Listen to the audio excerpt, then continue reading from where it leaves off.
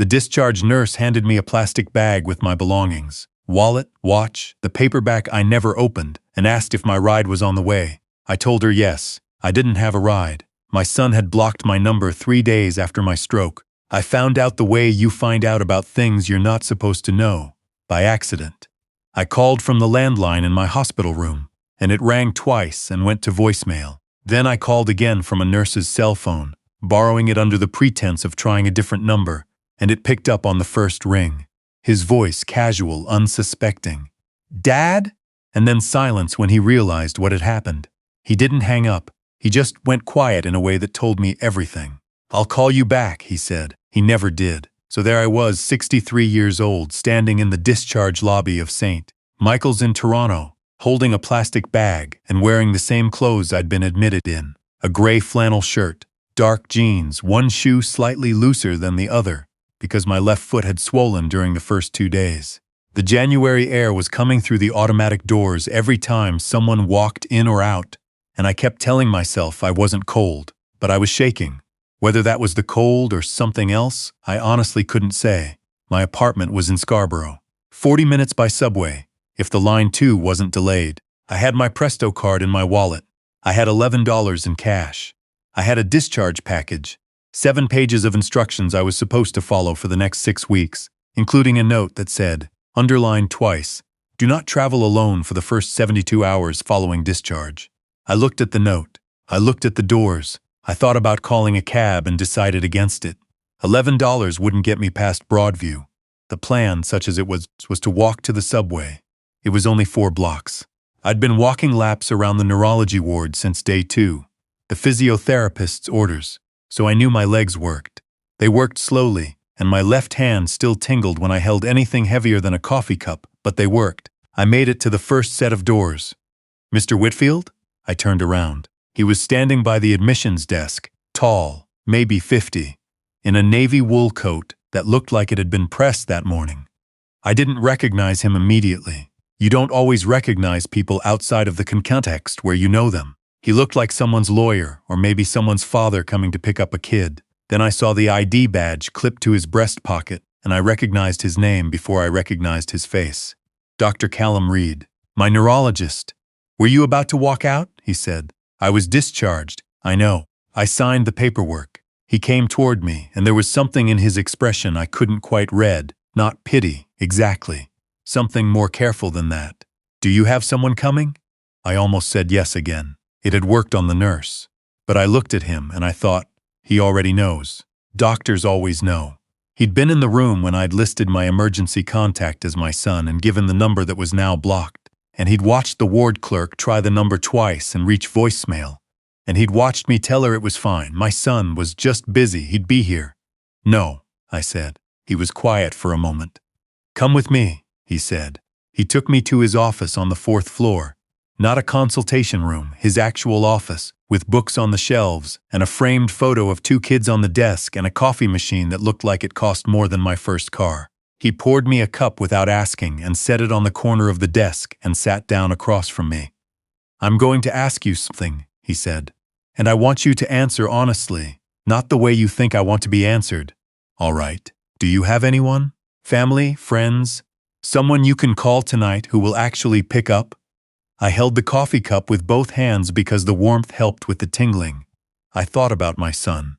I thought about my daughter-in-law, whose name I'd learned to brace myself before saying, the way you brace before touching something that might be hot. I thought about my brother in Winnipeg who I hadn't spoken to in 4 years over something neither of us could probably reconstruct accurately anymore. I thought about a few men I'd worked with before retirement, good men, men I'd had lunch with 100 times, and I realized I didn't have their numbers memorized, only in my phone, and my phone was dead because no one had brought me a charger. "Not immediately," I said. "No." Callum. I started thinking of him by his first name somewhere in that conversation, though I didn't use it out loud. Sat back in his chair and looked at me the way someone looks at a problem they've already decided to solve. They're just working out the logistics. "I need to tell you something," he said, "and I want you to understand that I'm not telling you because I want anything from you. I'm telling you because I think you should know, and because it changes what I'm about to offer." I waited.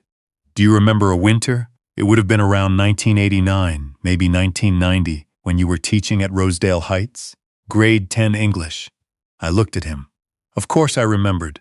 35 years of teaching, and I remembered most of them, at least the ones who'd mattered one way or the other. You had a student, he said. Quiet kid, sat near the back. His mother had just left. His father worked nights at a printing plant on Eastern Avenue. The kid was bright, but he was barely passing because he was working weekends at a grocery store to cover the hydro bill. Something shifted in my chest.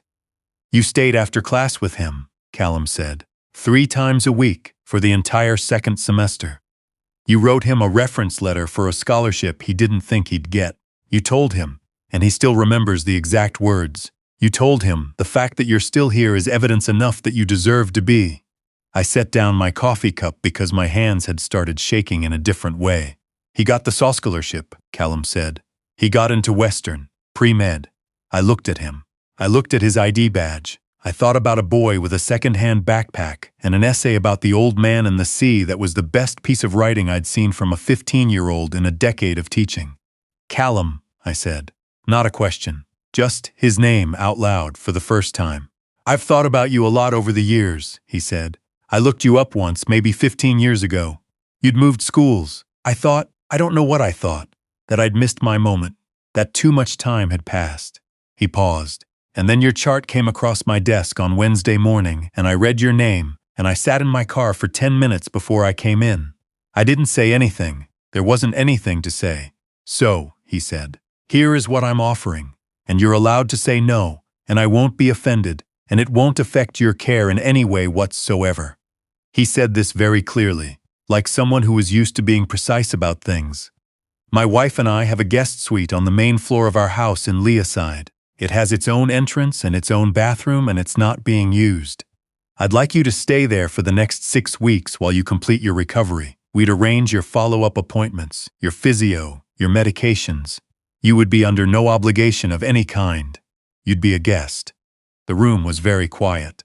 Outside his window I could see the city, gray and enormous in January, and somewhere out there was the subway, and somewhere past that was my apartment, and somewhere in that apartment was my son's childhood bedroom, which I'd kept mostly intact because I'd never been able to bring myself to change it. I don't understand, I said, why you would do that. Because you did it for me, he said, without being asked, without knowing if it would matter. Because I was a 15-year-old kid who was 6 months away from dropping out, and you just stayed. I moved into Callum's guest suite on a Friday. His wife, Margot, was a landscape architect with strong opinions about tea and a warmth that was completely without performance. She was kind the way people are kind when they don't think about it, reflexively as a default. Their 2 daughters were home for the weekend, and they accepted my presence with the easy generosity of people who've grown up in a house where unexpected guests were normal. I won't pretend it wasn't strange. It was deeply strange. I lay in the guest bed that first night, listening to the quiet of a good house in a good neighborhood. Leaside is old Toronto money, the kind of street where the snow gets shoveled before 7 in the morning, and I thought about how I had ended up here, the specific chain of events that had led from my son's silence to this room. My son's name is Trevor. He's 34. He works in logistics, which I understand in the same way I understand quantum physics. Well enough to nod, not well enough to explain it. He married a woman named Ingrid 4 years ago, and I say this carefully, trying to be fair. Ingrid is not a bad person. I don't think she is. But she is a person who experiences other people's needs as a kind of claim on her, and she had spent 4 years quietly repositioning Trevor's obligations until his parents. His mother had passed 8 years before, had become a theoretical category rather than an actual one. The last real conversation I'd had with Trevor was in November. He'd called to tell me that they were spending Christmas in Whistler, and that they hadn't been able to figure out the logistics of including me. I'd said that was fine. I'd said it 3 times until it sounded like I meant it. Then I had the stroke in early January, a TIA initially, but the imaging showed more than a TIA, and I spent 8 days in hospital, and Trevor came once on day 2 for 45 minutes. Ingrid waited in the car. He'd patted my hand when he left and said he'd call. He hadn't called. I hadn't called him either, at first. There's a particular kind of pride that operates like self-protection, and I had a lot of it. But by day 5 I called and discovered what I'd already told you. Callum and I had dinner together most evenings. Margot cooked on weekdays. Serious cooking, the kind that involves things from the farmer's market and herbs grown on a windowsill. And on weekends, Callum and I cooked together, which mostly meant I sat at the kitchen island and handed him things and we talked. He asked me about teaching, about the years after Rosedale Heights, the schools I'd moved to, the students who'd stuck with me. He asked in the way someone asks when they genuinely want to know, not as small talk, not to be polite. I asked him about medicine, about what it had cost him, and what it had given him back. The first 10 years, he said once, standing at the stove, stirring something that smelled like his mother's kitchen must have smelled. I kept thinking I'd reach a point where it stopped feeling like it mattered so much. Like the stakes would normalize. They don't. Every file is someone's person. Every student, I said, is someone's future. He looked at me over his shoulder. Yeah, he said. That's it exactly. I stopped thinking of myself as a guest somewhere around week 3. I started thinking of myself as someone who was, for the first time in longer than I could pinpoint, being seen. Trevor called in mid-February, not to my cell, to Callum's landline, which Margot had listed as a secondary contact with my family doctor, who'd apparently shared it with Trevor's GP in what I can only describe as an act of medical bureaucracy working accidentally in someone's favor. I was in the guest suite reading when Margot knocked and told me Trevor was on the phone. Do you want to take it? She said. I sat with that question for a moment. Yes, I said. He sounded like himself, younger than I expected. Somehow, the way your children's voices always sound when you haven't heard them for a while, like they've snapped back to an earlier version of themselves when they're talking to you. Dad, he said, I heard you're staying with someone. Yes. Are you? Is everything okay? Are you safe? Something complicated moved through me.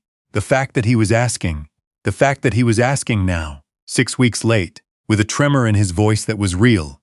I could hear it. I'd heard that tremor when he was 4 years old, and had broken something and wasn't sure whether to cry. That fact did not undo the previous 6 weeks. But it also wasn't nothing. I'm safe, I said. I'm well, actually. Better than I expected. Who are you staying with? I told him. The whole story, Callum, the scholarship, the 35 years, the office on the 4th floor. I told it quietly and without emphasis, the way you tell things when you're not trying to make a point. There was a long silence on Trevor's end.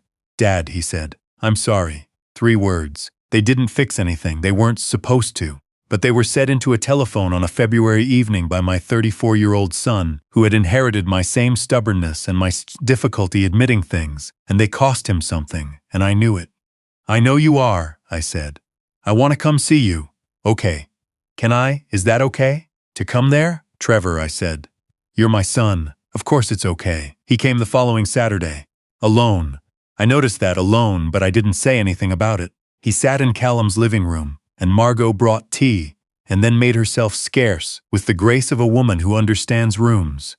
And Trevor and I sat across from each other, in the way that fathers and sons sit when there's too much to say, and neither of them knows which thread to pull first. Callum came in briefly to shake Trevor's hand and introduce himself, and I watched my son's face as Callum explained who he was, not as my neurologist, but as my former student, the boy from Eastern Avenue, the one who'd gotten the scholarship. Trevor looked at Callum, and then at me, and then back at Callum, and something shifted in his face that I recognized because I'd felt it myself. The recognition that something had existed before you, that your parents had a life that predated you, that they'd done things and mattered to people in ways that had nothing to do with you. It's a strange thing for a grown child to absorb. Some of them never do. Trevor absorbed it. I watched him absorb it. After Callum left us alone again, Trevor said, and this is the part I will keep, the part that lives in a specific place in my memory. He said, I didn't know who you were to people, Dad. I knew who you were to me. I didn't think about the rest. Most people don't, I said. That's not an excuse. No, I said. It's not. We talked for 4 hours about his mother, about the years after she died when I'd tried to carry everything alone and done it badly and pushed him away without meaning to, about Ingrid, which was the most difficult because I kept to my commitment to fairness and I didn't make her the villain, though it would have been easier, and Trevor didn't let me. And somewhere in the middle of that conversation, I understood that he was working something out in real time, that this was not a conversation he'd had before. He wasn't a bad son. He was a son who had let distance become a habit without noticing the distance was growing. That's not nothing. But it's also not the end of things. I went home to Scarborough at the end of February. Callum drove me. We stopped for bagels on the Danforth on the way, a place he'd been going since medical school, a cash-only counter with a line out the door on Saturday mornings, and we ate a small table by the window without talking much, which is the best kind of talking. When we got to my building, he carried my bag to the elevator. He stood in the lobby while I pressed the button, and we shook hands. "I don't know how to thank you," I said. "It was inadequate."